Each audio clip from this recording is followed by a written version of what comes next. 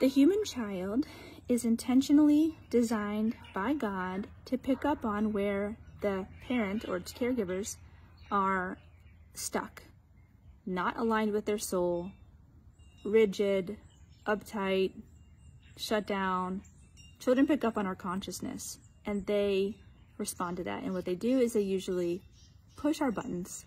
They push our buttons when something's going on. And that you can see the pushing of buttons when there's a repeated dynamic where they keep going when you ask them to stop, or some version of a behavior that's repeating. And it's not that they don't have their own things going on and they're trying to let you know, but one thing to consider is what's going on for you.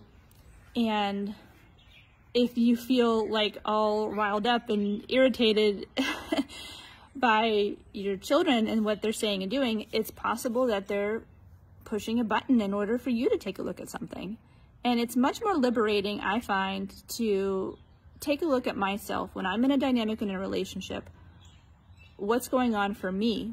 So that I can grow and change, and the other person doesn't have to, because for me it's more liberating to just take responsibility and do my part. Obviously, it's great for other people to grow and face things, and at the same time, especially in the parenting role, it's often our responsibility to undo dynamics, to take care of the relationship and take that leadership role.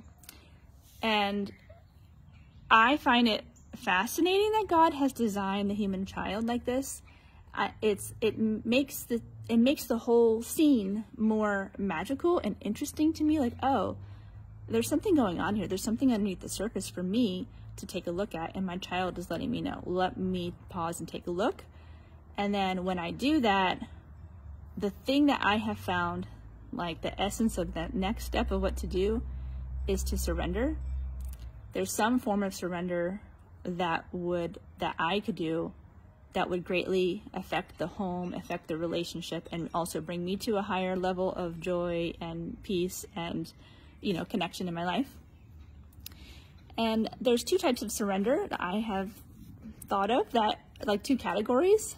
And one type of surrender is stepping forward, like it's time to take an action, it's time to take leadership, it's time to take responsibility in some way, like surrendering to the service that you are being called to do.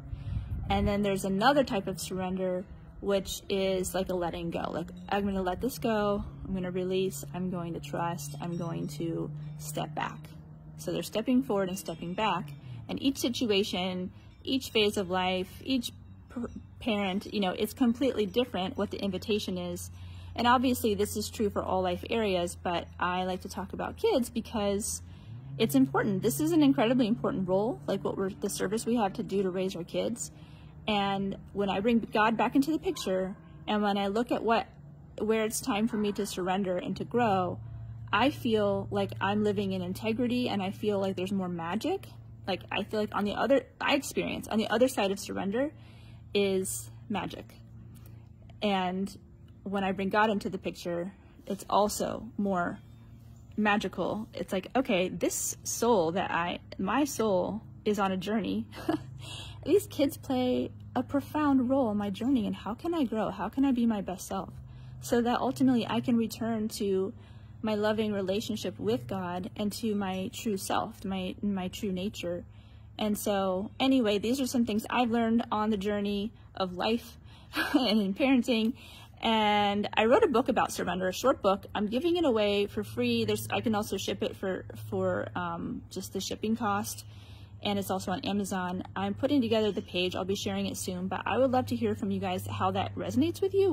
How does that sound, that the children are designed to push our buttons?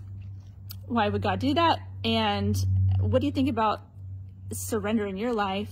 Like, where are you being called to surrender? How does this resonate with you? What's happening for you with what I shared? Let me know. Thanks. Bye.